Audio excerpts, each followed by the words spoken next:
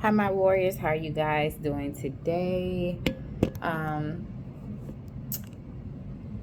Today is our third day of our 30-day self-love challenge. Trying to get this phone right. Y'all excuse me. I'm getting ready to fix my lunch for tomorrow. I'm tired and all I want to do is just go to bed. But I didn't want to rob you guys. I said 30 days. I'm going 30 days strong just to encourage someone. If it's just one person, I want to encourage them. So y'all can sit in my kitchen with me while I fix my lunch and I talk to you guys. So today is becoming you, learning you. And I say that because sometimes we get so busy with friends, families, relationships, especially when you have, um, you can be married or dating. Sometimes all that takes up a lot of our time. But I want to say, get in a quiet, peaceful place. Sometimes do a sabbatical where it's just you and God. And I forgot to mention this. My 30-day self-love challenge is going to be spiritual. I believe in God. I'm a God lover. I'm God's chick all the way. I can only tell you what I know and from my experiences. So I'm just going to say,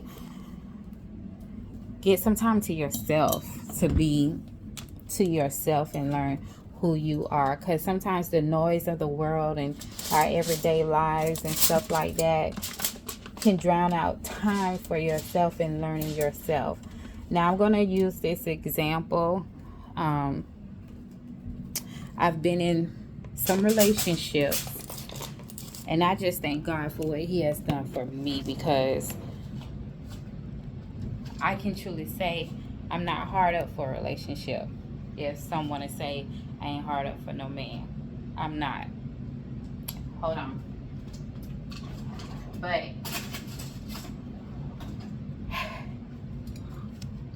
and I thank God for those times that I've been alone and haven't been in a relationship.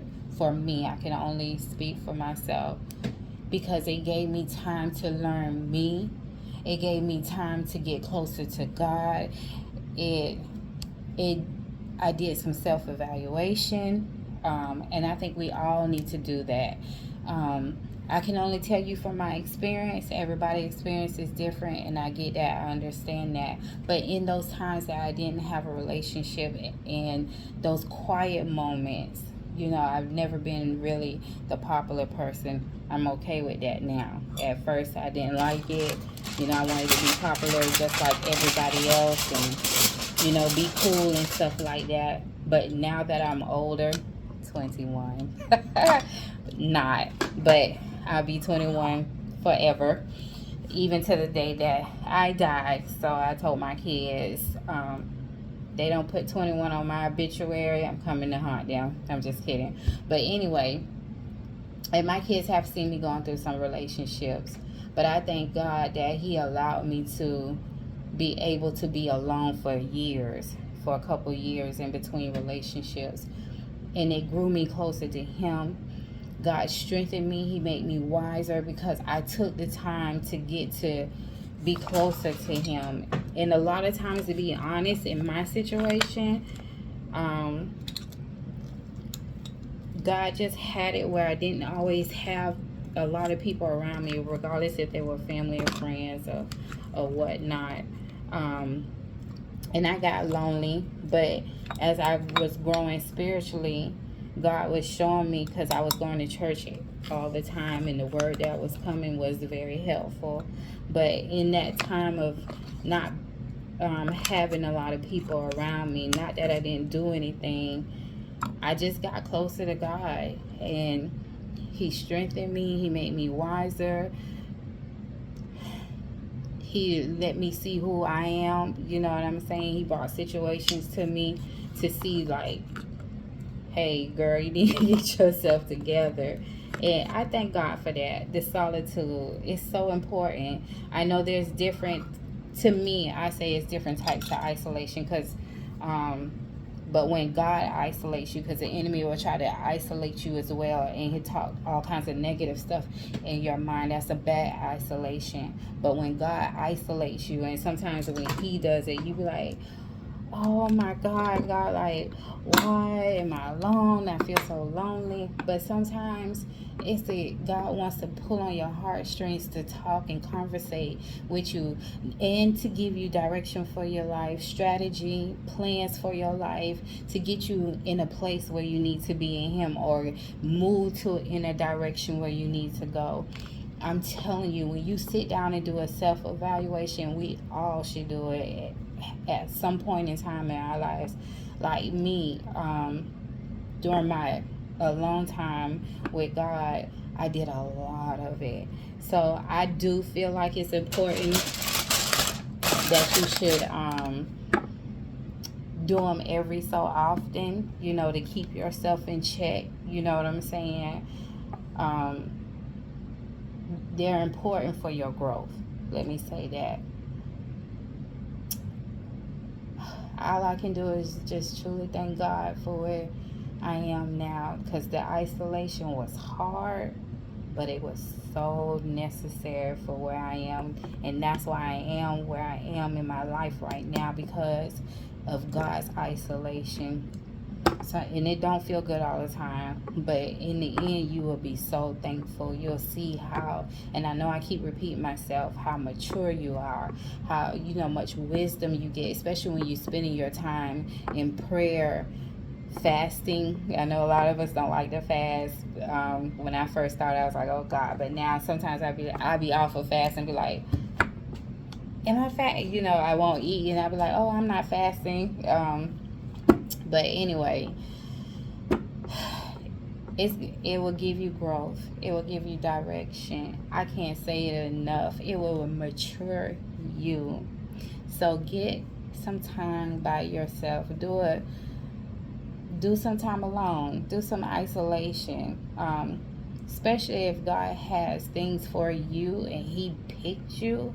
And if you do not do that time alone, he's definitely going to do it for you. Even if you do it, there's still times that he's still going to do it, because somewhere you need to be, some wisdom you need, some stuff you need to be shared off of you. So be encouraged, you guys.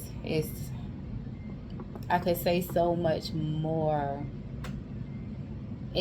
Just talking to you guys, just letting me know how powerful the isolation really was. I guess I'm getting like a revelation now that I'm talking to you and seeing how important it was, because had I not gone through it, no, I didn't like it, I wouldn't be here today talking to you guys and trying to encourage you guys that some time alone, sometimes even if it's a week, it's necessary, because too much of this, and they say the little people on your shoulders and the little foxes on the vine, it can have you everywhere. Your family's pulling on you, your friends are pulling on you.